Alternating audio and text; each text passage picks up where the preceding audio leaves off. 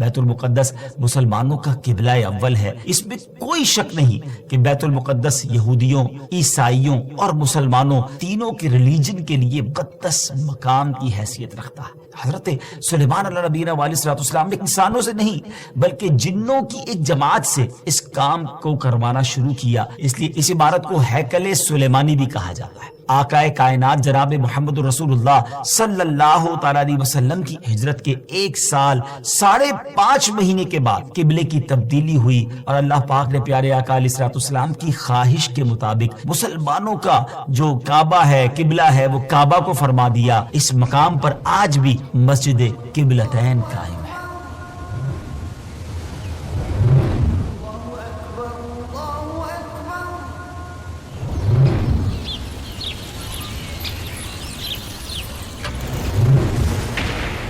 السلام علیکم ورحمۃ اللہ وبرکاتہ۔ ویورز کیسے ہیں آپ؟ سب ٹھیک ہیں؟ ایک بار پھر قیامت کی نشانیاں ایپیسوڈ لے کر حاضر ہیں، اور آج کی ایپیسوڈ بڑی امیزنگ ہے۔ ایک ایسا تفصیلی واقعہ ہے کہ جب اس کو سنتے ہیں، پڑھتے ہیں تو ایمان تازہ ہو جاتا ہے۔ یاد رہے کہ اللہ پاک کے آخری نبی جناب محمد عربی صلی اللہ تعالی علیہ وسلم نے غیب کی خبر دیتے ہوئے اپنی امت سے ارشاد فرمایا کہ قیامت سے پہلے 6 چیزیں گن کر رکھو۔ نمبر 1 میری وفات، نمبر 2 بیت المقدس کی فتح، نمبر 3 پھر طاعون کی وبا جو بکریوں کی گٹلیوں کی طرح تمہارے اندر شروع ہو جائے گی، نمبر 4 اس قدر مال کی کثرت ہو جائے گی کہ کسی آدمی کو 100 دینار دینے پر بھی وہ خوش نہیں ہوگا، نمبر 5 ایک ایسا فتنہ اٹھے گا کہ عرب کا کوئی گھر باقی نہیں رہے گا جس پہ فتنہ داخل نہ ہوا ہو، نمبر 6 تمہارے اور رومیوں کے درمیان ایک سلو ہوگی اور رومی عہد شکنی کریں گے اور وہ 80 جھنڈے لے کر تمہارے اوپر حملہ آور ہوں گے اور ہر جھنڈے کے نیچے 12,000 فوج ہوگی۔ یہ 6 نشانیاں نبی پاک صلی اللہ علیہ وسلم نے تفصیل کے ساتھ قیامت کی نشانیوں کے بارے میں بیان کی۔ اس حدیث پاک میں جو دوسری نشانی بیان کی گئی یعنی بیت المقدس کی فتح، اس بارے میں آج کی ہماری ایپیسوڈ ہوگی۔ یہ تو آپ نے سن ہی لیا کہ حدیث پاک میں اسے قیامت کی نشانی کے طور پر فرمایا گیا ہے۔ اس بارے میں مزید بات کرنے سے پہلے آئیے پہلے ذرا بیت المقدس کے بارے میں کچھ سنتے ہیں کہ یہ کس جگہ کو کہا جاتا ہے اور اس کی تاریخ کیا ہے۔ بیت المقدس مسلمانوں کا قبلہ اول ہے۔ یہ فلسطین کے شہر القدس میں واقع ہے۔ بعض نے شہر کو بھی بیت المقدس کہا ہے۔ بیت المقدس کی تاریخ دیکھیں تو اس میں کوئی شک نہیں کہ بیت المقدس یہودیوں، عیسائیوں اور مسلمانوں تینوں کے ادیان یعنی تینوں کے ریلیجن کے لیے مقدس مقام کی حیثیت رکھتا ہے۔ اس کو القدس کا نام کیوں دیا گیا؟ اس کے بارے میں حکیم الامت مفتی احمد یار خان نعیمی رحمۃ اللہ تعالی لکھتے ہیں کہ چونکہ اس زمین میں حضرات انبیاء کے مزارات بہت ہیں اس لیے اسے قدس کہا جاتا ہے۔ زمین کا یہ ٹکڑا انبیاء اور صلحاء یعنی نیک لوگوں کا مرکز رہا ہے۔ حضرت سیدنا سلیمان علیہ نبینا علیہ السلام کا مزار مبارک اور عالم اسلام کی مشہور و معروف مسجد اقصی بھی اسی شہر میں واقع ہے۔ رہی یہ بات کہ اس کا سنگ بنیاد کب رکھا گیا تو اس بارے میں یہ کہا جاتا ہے کہ کعبہ معظمہ کی بنیاد ڈالنے کے 40 سال بعد سیدنا آدم علیہ نبینا علیہ السلام یا ان کی اولاد میں سے کسی نے اس کی بنیاد ڈالی۔ پھر اس کی تعمیر حضرت سیدنا سام بن نوح علیہ نبینا علیہ السلام نے کی۔ پھر ایک عرصے کے بعد حضرت سیدنا داؤد علیہ نبینا علیہ السلام نے بیت المقدس کی بنیاد اسی مقام پر رکھی جہاں حضرت سیدنا موسیٰ علیہ نبینا علیہ السلام کا خیمہ نصب کیا گیا تھا۔ اس عمارت کے پورا ہونے سے قبل حضرت سیدنا داؤد علیہ نبینا علیہ السلام کی دنیا سے وفات کا وقت قریب آ گیا تو اب آپ نے اپنے بیٹے حضرت سیدنا سلیمان علیہ نبینا علیہ السلام کو اس کو مکمل کرنے کی وصیت فرمائی۔ حضرت سلیمان علیہ نبینا علیہ السلام نے کمال کا انتظام کیا۔ آپ نے انسانوں سے نہیں بلکہ جنوں کی ایک جماعت سے اس کام کو کروانا شروع کیا۔ 1 سال کا کام باقی تھا۔ اب ذرا غور کیجئے کہ جنات تعمیر کر رہے تھے مگر آپ کے انتقال کا وقت قریب آ گیا۔ آپ نے غسل فرمایا، نئے کپڑے پہنے، خوشبو لگائی اور اس طرح تشریف لائے کہ عصا پر یعنی اپنے جو لاٹھی تھی اس پر ٹیک لگا کر کھڑے ہو گئے۔ ملک الموت حضرت اسرائیل علیہ السلام نے جن کا کام ہی روح قبض کرنا ہے انہوں نے آپ کی روح اسی حالت میں اسی عالم میں قبض کر لی۔ اب اسی طرح آپ عصا پر ٹیک لگائے کھڑے رہے. جی ہاں، دنیا سے آپ جا چکے تھے، وصال فرما چکے تھے، مگر آپ کا جو مبارک جسم ہے وہ عصا پر ٹیک لگائے کھڑا رہا. یہ اللہ کی شان ہے. حضرت سلیمان علیہ السلام کا یہ معجزہ بھی ہے. یہاں میں ایک اور دلچسپ بات آپ کو بتاتا چلوں کہ جب حضرت سلیمان علیہ السلام حیات تھے تو جنات کو رات کی رخصت بھی مل جاتی تھی، وہ دن میں کام کرتے تھے. حضرت سلیمان علیہ السلام بھی آرام کرنے چلے جاتے تھے، مگر آپ چونکہ اب کھڑے ہی تھے تو اب جنات کو دن رات راؤنڈ کلاک کام کرنا پڑ گیا. ہر وقت وہ آپ کھڑے رہے تو آپ کو اجازت مانگتے تھے، لیکن کسی میں ہمت نہیں ہوتی تھی کہ وہ اجازت مانگنے آپ سے مانگے، تو آپ سے اجازت بھی نہیں مانگ سکتے تھے. تو جنہوں نے 4 سال تک یک لخت، جی ہاں آل دا وے، دن رات برابر کام کیا. اچھا، حضرت سلیمان علیہ السلام جو ہے وہ عصا پر کھڑے ہیں، نہ جسم میں کوئی تبدیلی آ رہی ہے. اللہ اکبر. یہ بھی اللہ کے نبی کی شان دیکھیں. اس کی تعمیر کی تکمیل چونکہ حضرت سلیمان علیہ السلام کے زیر نگرانی ہونی تھی، اس لیے اس عمارت کو ہیکل سلیمانی بھی کہا جاتا ہے. بیت المقدس کی روشنی کا انتظام بھی نرالے انداز میں ہی کیا گیا تھا. وہ اس طرح کہ حضرت سلیمان علیہ السلام نے بیت القدس کی مسجد کو سنگ مرمر سے اور ہیرو موتیوں اور یاقوت سے بنوایا، اور بیت المقدس کے گنبد کے سرے پر کبریت احمر، یہ سرخ گندک جی تھی، اس کا اہتمام کیا. اس کی روشنی کئی میلوں تک پہنچتی تھی. اللہ اکبر. اچھا ناظرین، جیسے اس کی تعمیر کا وقت پورا ہونے لگا تو اللہ کی شان دیکھیں کہ آپ کے اس عصا کو، اس لکڑی کو دیمک نے کھایا اور آپ کا جسم زمین پر تشریف لایا. پھر لوگوں کو بھی پتہ چلا اور جنات کو بھی پتہ چلا کہ حضرت سلیمان علیہ السلام دنیا سے جا چکے ہیں. سبحان اللہ. اتنی شاندار یہ عمارت ہے. بیت المقدس کی خدمت کے لیے کثیر خادمین حاضری دیتے رہتے.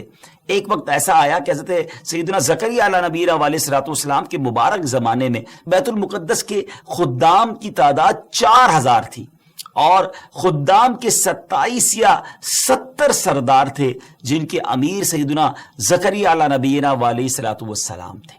حضرت سیدنا آدم علیہ السلام سے لے کر حضرت سیدنا موسیٰ علیہ نبی علیہ السلام تک کعبہ یعنی بیت اللہ شریف ہی کعبہ رہا. پھر حضرت سیدنا موسیٰ علیہ نبی علیہ السلام سے لے کر حضرت سیدنا عیسیٰ علیہ السلام تک بیت المقدس قبلہ رہا. جب آقا کائنات جناب محمد رسول اللہ صلی اللہ تعالی علیہ وسلم کی آمد ہوئی اور آپ نے اعلان نبوت فرما کر اسلام کی تعلیم اور اشاعت کا سلسلہ شروع کیا، تو مکہ مبارک میں جتنا عرصہ رہے اس وقت تک بھی مسلمان بیت المقدس کی طرف رخ کر کے عبادت کرتے تھے. پھر نبی پاک علیہ السلام نے مدینے کی طرف ہجرت فرمائی، اور ہجرت کے بعد مدینہ منورہ میں بھی مسلمان 16 یا 17 مہینے تک بیت المقدس کی طرف ہی رخ کر کے نمازیں پڑھتے رہے.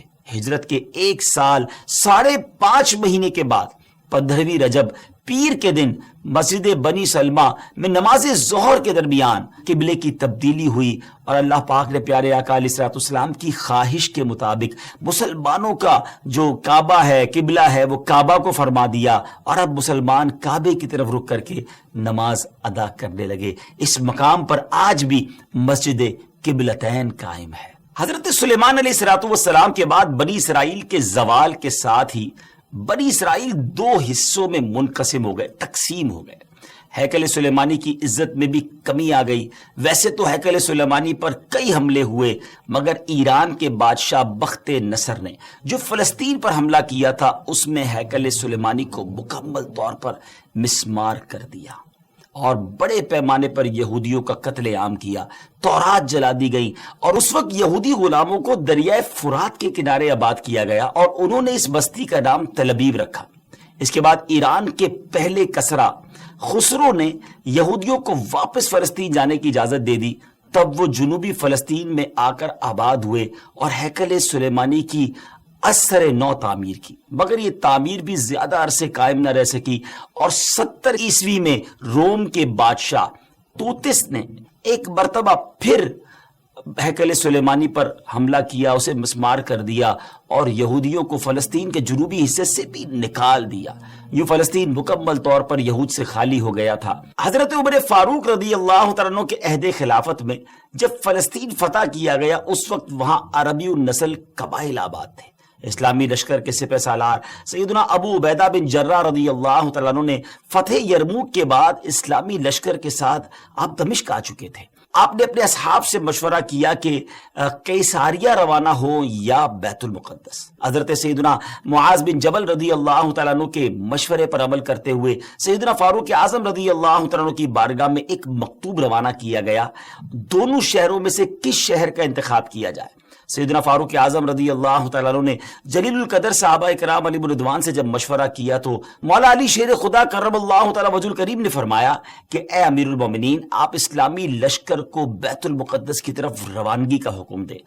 وہ پہلے بیت المقدس کو فتح کرے پھر قیصاریہ کی طرف جائیں، کیونکہ رسول پاک علیہ الصلوۃ والسلام نے پہلے مجھے بیت المقدس کی فتح اور بعد میں قیصاریہ کی فتح کی خوشخبری دی تھی۔ یہ سن کر سیدنا فاروق اعظم رضی اللہ تعالیٰ نے فرمایا، اے ابو الحسن، آپ نے سچ کہا۔ پھر سیدنا ابو عبیدہ بن جرہ رضی اللہ تعالیٰ کی طرف پہلے بیت المقدس اور پھر قیصاریہ روانگی کا حکم لکھ کر روانہ کر دیا۔ ڈیئر ویورز، ہے نا بڑی عجیب داستان، بڑی ایمان افروز داستان۔ سیدنا ابو عبیدہ بن جرہ رضی اللہ تعالیٰ کو جیسے ہی امیر المومنین کا مکتوب ملا، آپ نے روزانہ 5000 مجاہدین لشکر بیت المقدس روانہ شروع کر دی، یعنی 5000 مجاہدین ڈیلی روانہ ہوئے۔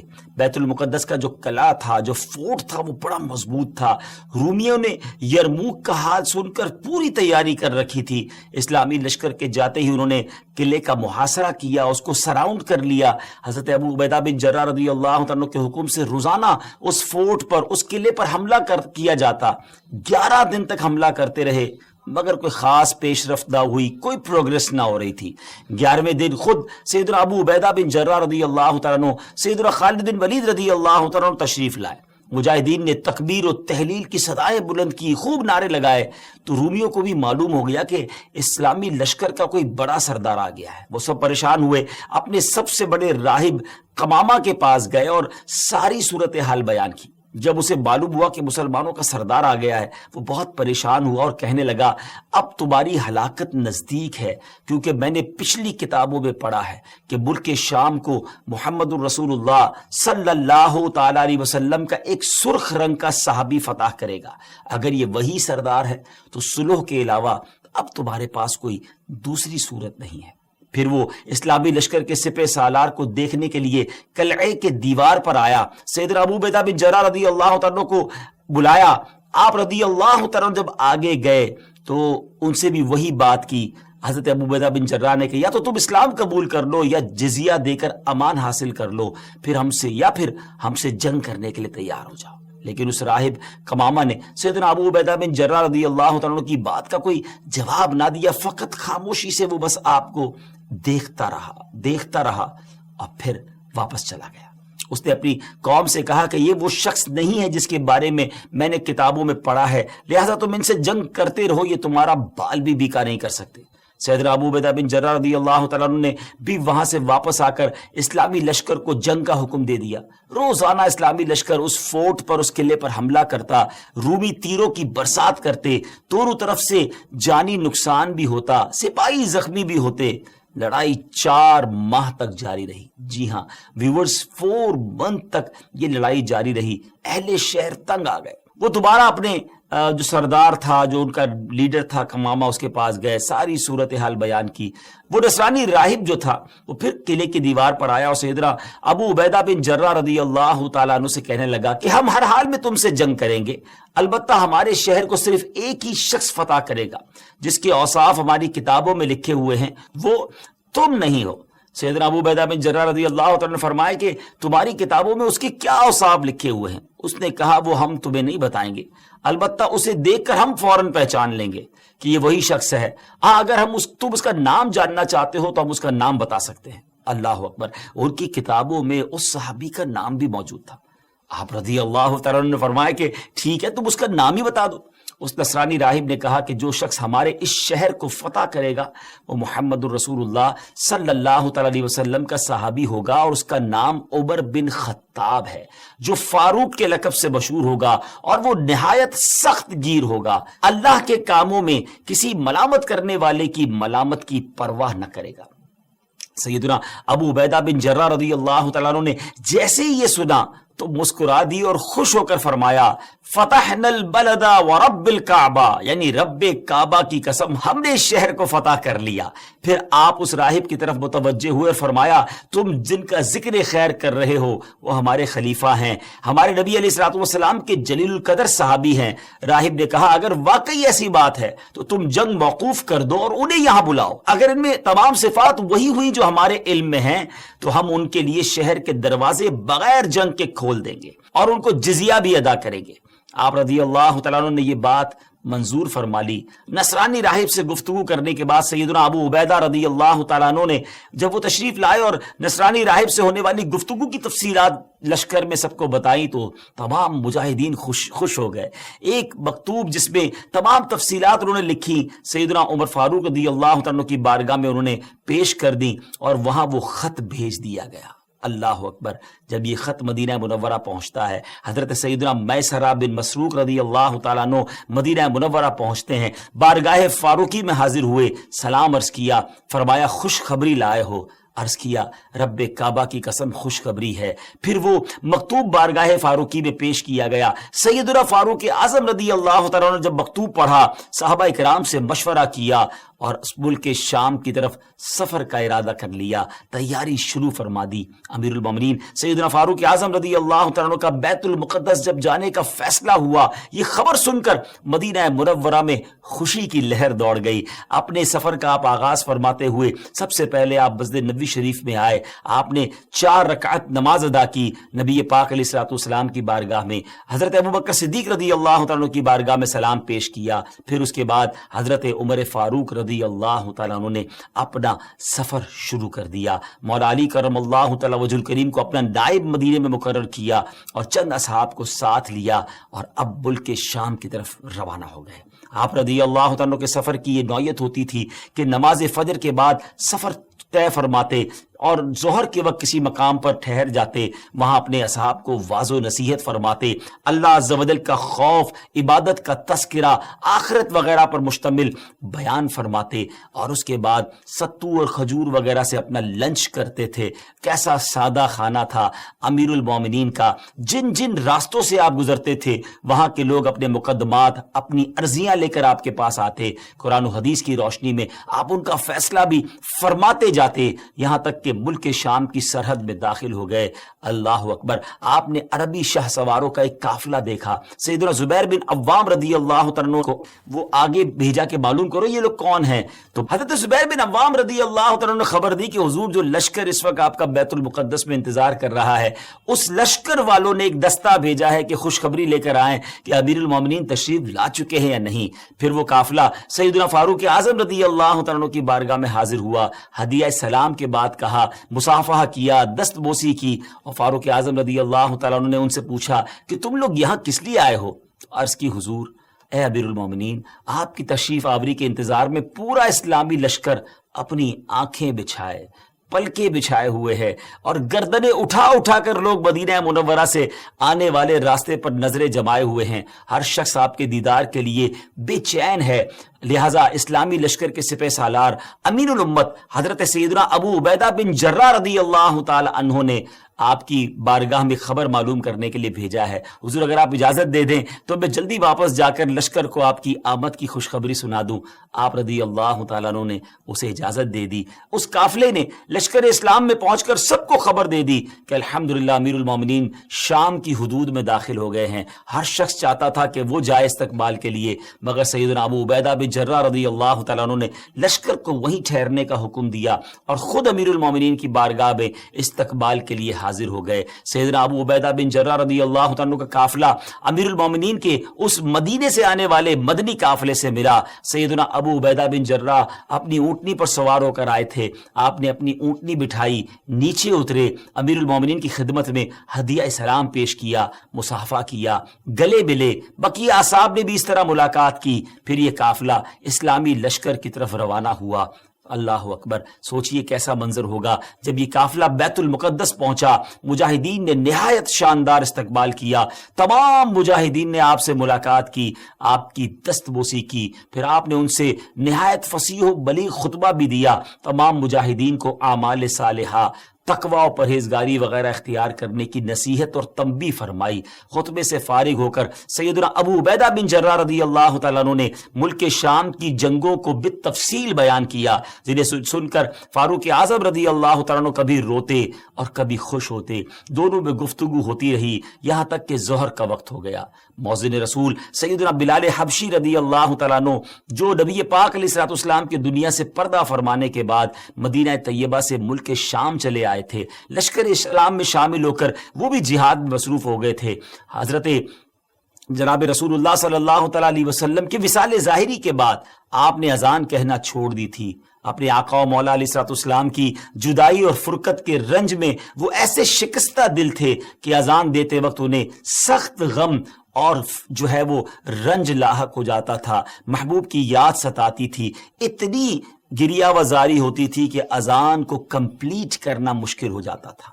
جب نماز ظہر کا وقت ہوا، تمام مجاہدین نے امیر المومنین سے عرض کی کہ حضور حضرت بلال بھی موجود ہیں، ہم چاہتے ہیں کہ حضرت بلال کی اذان سنیں، نبی پاک علیہ الصلوۃ والسلام کے زمانے مبارکہ کی یاد تازہ ہو جائے گی۔ سیدنا فاروق اعظم رضی اللہ تعالیٰ عنہ نے سیدنا بلال حبشی کو حکم دیا، مجاہدین کی خواہش بیان کی۔ سیدنا بلال حبشی رضی اللہ تعالیٰ عنہ نے اذان تو بالکل چھوڑ دی تھی، کسی کے کہنے پر بھی اذان نہ دیتے تھے، لیکن فاروق اعظم رضی اللہ تعالیٰ عنہ کا حکم تھا اور بڑا وہ ادب بھی کرتے تھے، اس لیے اذان دینے کے لیے راضی ہو گئے۔ کیا منظر ہوگا! حضرت بلال حبشی رضی اللہ تعالیٰ عنہ نے اذان شروع کی، جیسی بلند آواز سے کہا اللہ اکبر اللہ اکبر، ان کی آواز میں وہ درد تھا کہ لشکر اسلام پر لرزہ طاری ہو گیا، مجاہدین کی آنکھیں اشکبار ہو گئی، محبوب اکرم کا زمانہ یاد آ گیا۔ اللہ اکبر، شام کی سرزمین میں مدینے کی یاد تازہ ہو رہی ہے۔ اس وقت تو رسول پاک علیہ الصلوۃ والسلام کے دیدار سے اپنی آنکھوں کو ٹھنڈا کیا کرتے تھے، مگر وہ دیدار اب کہاں نصیب۔ تمام مجاہدین شدت غم سے کانپنے لگے۔ سیدنا بلال حبشی رضی اللہ تعالیٰ عنہ اشہد ان محمد الرسول اللہ پر جب پہنچے تو پورے لشکر پر ایک کوہرام مچ گیا۔ صحابہ کرام علیہ رضوان نے اپنے محبوب آقا کی یاد میں وہ تڑپنے لگے، آہو بکا کا شور بلند ہو گیا۔ شدت غم سے مجاہدین ایسے تڑپتے کہ ابھی ان کے دل پھٹ جائیں گے، بعض پر تو بے ہوشی طاری ہو گئی۔ فاروق اعظم رضی اللہ تعالیٰ عنہ پر بھی گریہ طاری تھا۔ حضرت بلال حبشی رضی اللہ تعالیٰ عنہ کی حالت بھی ناقابل برداشت تھی، ایسا لگتا تھا کہ وہ اذان پوری نہ کر پائیں گے۔ اسلامی لشکر پر غم و اضطراب کی وہ کیفیت طاری تھی کہ رونے اور چیخنے کے سوا کچھ سنائی نہ دیتا تھا۔ بہرحال سیدنا بلال حبشی رضی اللہ تعالیٰ عنہ نے اذان مکمل کی۔ بہت دیر تک صحابہ کرام محبوب کریم علیہ الصلوۃ والسلام کی یاد میں روتے رہے۔ بالآخر اللہ کریم نے سب کو تسکین عطا فرمائی۔ فاروق اعظم رضی اللہ تعالیٰ عنہ نے پورے لشکر کو نماز پڑھائی، پھر قلعہ بیت المقدس کی طرف جانے کا ارادہ فرمایا۔ جب آپ نے بیت المقدس کی طرف روانگی کا ارادہ فرمایا تو بکری کے بالوں سے بنا ہوا لباس پہنا، وہ جبہ جو تھا نا ناظرین، ٹکڑے ٹکڑے سی کر بنایا گیا تھا اور اس میں 14 پیون تھے۔ ایک پیون جو ہے وہ چمڑے کا بھی اس میں تھا، اتنا سادہ اور جس کو آپ کہیں بالکل کم پیسوں والا لباس۔ اسلامی لشکر کے تمام سرداروں نے آپ سے گزارش کی، حضور آج تو بڑا اہم دن ہے، آپ اچھے کپڑے آج زیب تن کیجئے، اچھے گھوڑے پر سوار ہوں، آج آپ کو بیت المقدس کے جو لوگ ہیں ان سے ملنا ہے اور انشاءاللہ ہمیں فتح ملنی ہے۔ جب لوگوں نے بڑا اصرار کیا تو آپ راضی ہو گئے اور مصر کے اعلیٰ قسم کا سفید لباس پہن کر گھوڑے پر سوار ہو کر اسلامی لشکر کے ساتھ اب بیت المقدس کے قلعے کی جانب روانہ ہوئے۔ ابھی چند قدم ہی چلے تھے ناظرین کہ آپ کے چہرے پر گھبراہٹ کے آثار ہوئے۔ آپ کو ایسا لگتا تھا جیسے آپ کو بڑی سخت تکلیف ہو گئی ہے، آپ کے چہرے کا رنگ تبدیل ہو گیا۔ سواری کو رکوایا، فوراً گھوڑے سے نیچے آئے اور فرمایا اللہ عز و جل مجھے معاف فرمائے۔ قریب تھا کہ میں ہلاک ہو جاتا، کیونکہ ایسے پرتکلف اتنے قیمتی لباس کو پہن کر میرے دل میں عجب اور تکبر داخل ہو گیا تھا۔ میں نے اللہ عز و جل کے محبوب علیہ الصلوۃ والسلام کو یہ فرماتے سنا ہے کہ جس کے دل میں ذرہ برابر بھی تکبر ہوگا وہ جنت میں داخل نہیں ہوگا۔ تمہارے اعلیٰ اور سفید لباس نے مجھے ہلاکت میں ڈال دیا، پھر آپ نے وہ لباس اتار دیا اور اپنا پرانا 14 پیوند والا لباس زیب تن فرمایا. فاروق اعظم رضی اللہ تعالیٰ عنہ بیت المقدس کے قریب اب پہنچ گئے. ناظرین میں یاد تھوڑی دیر کے لیے رکوں گا, غور کیجئے, یہ تھے امیر المومنین. آج فتح کا دن تھا, آج دوسرے لفظوں میں ریوارڈ کا دن تھا, عزت کے بڑھنے کا دن تھا. پھر بھی عاجزی ہے, پھر بھی خوف خدا ہے, پھر بھی نبی پاک کی یاد ہے. یاد رسول میں آنسو بھی بہے, نمازیں بھی پڑھی گئیں, بیان بھی کیا گیا, اللہ کی یاد بھی دلائی گئی, خوف بھی دلایا گیا اور اپنے آپ کو تکبر سے بچایا بھی گیا. یہ ہم سب کے لیے کتنا بڑا درس ہے. جن کو اللہ نے نوازا ہے, اگر اللہ نے دنیا کی نعمتیں دی ہیں تو اس کا مطلب یہ نہیں کہ تکبر کیا جائے اور ان خوشیوں میں کھو جایا جائے. آج معاملہ یہ ہے ناظرین کہ جس کے گھر میں خوشی ہوتی ہے, جس کو کوئی سیلیبریشن ملتی ہے, وہ اس کے ساتھ ہی نافرمانی اللہ کی شروع کر دیتا ہے. ایسا لگتا ہے کہ ہماری خوشی اور اللہ کی نافرمانی یہ لازم و ملزوم ہو گئی ہے. اچھا خاصا نیک نمازی بھی ہوتا ہے, اگر اس کے گھر میں جب خوشی کا موقع آتا ہے تو وہ کچھ ہوتا ہے جو بیان نہیں کیا جا سکتا. یہ بہت بڑی بے وقوفی ہے ناظرین کہ اللہ کریم خوشیاں عطا فرمائے اور ہم اسی کی نافرمانی کریں. ایسا نہ کیا کریں. جب رب کی عطا ملے زیادہ شکر ادا کریں, زیادہ سجدے کریں, صدقہ کریں اور گناہوں سے بچیں. بہرحال فاروق اعظم رضی اللہ تعالیٰ عنہ بیت المقدس کے قلعے کے قریب پہنچے تو وہاں موجود مجاہدین نے اب تکبیر و تحلیل کی صدائیں بلند کی, خوب اللہ اکبر کے نعرے لگائے. جب یہ شور سنا اور بیت المقدس کے اندر جو لوگ تھے وہ حیران ہو گئے کہ جنگ تو بریک تھی, موقوف ہو گئی, کیا مسلمانوں نے پھر حملہ کر دیا؟ نصرانی راہب کمامہ نے جب وہ آوازیں سنی اور خادمین کو بھیجا کہ معلوم کرے کہ معاملہ کیا ہے, تو پتہ چلا کہ اسلامی لشکر کے سب سے بڑے سردار امیر المومنین حضرت عمر بن خطاب رضی اللہ تعالیٰ عنہ تشریف لائے ہیں. نصرانی راہب قلعے کی دیوار پر آیا اور اسلامی لشکر میں پیغام بھیجا کہ حضرت عمر بن خطاب رضی اللہ تعالیٰ عنہ کی زیارت اور شناخت کرنا چاہتے ہیں, انہیں قلعے کے قریب لایا جائے. سیدنا فاروق اعظم رضی اللہ تعالیٰ عنہ بغیر اسلحے کے اکیلے ہی قلعے کے قریب جانے لگے تو بعد میں یہ فیصلہ ہوا کہ حضرت ابو عبیدہ بن جراح رضی اللہ تعالیٰ عنہ بھی ساتھ جائیں. آپ اپنے اونٹ پر سوار تھے, ہاتھ میں ایک درہ تھا. جب دیوار کے قریب پہنچے تو اس نصرانی راہب نے آپ کو بڑے غور سے دیکھنا شروع کر دیا. تھوڑی دیر بعد نصرانی راہب نے کمامہ نے بلند آواز سے شور کرتے ہوئے اپنی قوم کو پکار کر کہا, خدا کی قسم یہ وہی شخص ہیں جن کی صفات ہم نے اپنی کتابوں میں پڑھی ہیں اور ان کے ہاتھوں پر ہمارا شہر فتح ہوگا. پھر اس کمامہ نے اپنی قوم کو جھڑکتے ہوئے اور ڈانٹتے ہوئے کہا کہ سختی ہو تم پر, یہ کیا تاخیر ہے, قلعے سے جلدی اترو, ان کے پاس جاؤ, ان سے امان اور ذمہ داری حاصل کرو. خدا کی قسم محمد بن عبداللہ علیہ الصلوۃ والسلام کے یہ صحابی ہیں. جب رومیوں نے کمامہ کا فرمان سنا تو وہ جلدی جلدی قلعے کی دیوار سے اترے, شہر کے دروازے کھول دیے گئے. دوڑتے ہوئے فاروق اعظم رضی اللہ تعالیٰ کی بارگاہ میں حاضر ہوئے, صلح اور امان کی درخواست کرنے لگے. آپ رضی اللہ تعالیٰ نے اللہ پاک کا شکر ادا کرتے ہوئے اپنے اونٹ پر ہی سجدہ شکر ادا کیا اور پورے شہر والوں کو امن و امان اور اس کا جو پروانہ تھا وہ جاری کر دیا. عہد و پیمان ہو گئے. دوسرے دن آپ رضی اللہ تعالیٰ عنہ نے بعد نماز فجر عظیم و شان فتح و نصرت کے ساتھ بیت المقدس کے قلعے میں داخلہ فرمایا. اس کے بعد کئی 100 سال تک بیت المقدس مسلمانوں کے قبضے میں رہا. بعد ازاں تقریباً 11ویں صدی عیسوی میں بیت المقدس عیسائیوں کے قبضے میں چلا گیا, جسے سلطان صلاح الدین ایوبی رضی اللہ تعالیٰ عنہ نے 1187 عیسوی میں دوبارہ فتح کیا اور بیت المقدس دوبارہ مسلمانوں کے قبضے میں آ گیا. اور پہلی جنگ عظیم تک ترک عثمانیہ خلافت کے زیر انتظام رہا. اللہ پاک ہمیں اپنی نعمتوں کا شکر بجا لانے کی توفیق عطا فرمائے اور ہمیں پھر قبلہ اول نصیب فرمائے. بہرحال ناظرین, ہم نے یہ جو آج ایپیسوڈ سنی ہے بیت المقدس کی فتح, اس کا مطلب یہ ہوا کہ یہ نشانی پہلے بھی ہو چکی ہے اور ہم اللہ سے دعا کرتے ہیں کہ ایک بار پھر ہمیں بیت المقدس مسلمانوں کا قبلہ اول نصیب فرمائے. تو یہ آج کی نشانی, قیامت کی نشانی جو تھی وہ ہم نے سنی اور امید ہے کہ اس سے بہت ساری معلومات بھی ملی, ہمیں لیسن بھی ملے. اللہ مجھے اور آپ کو عمل کرنے کی توفیق عطا فرمائے.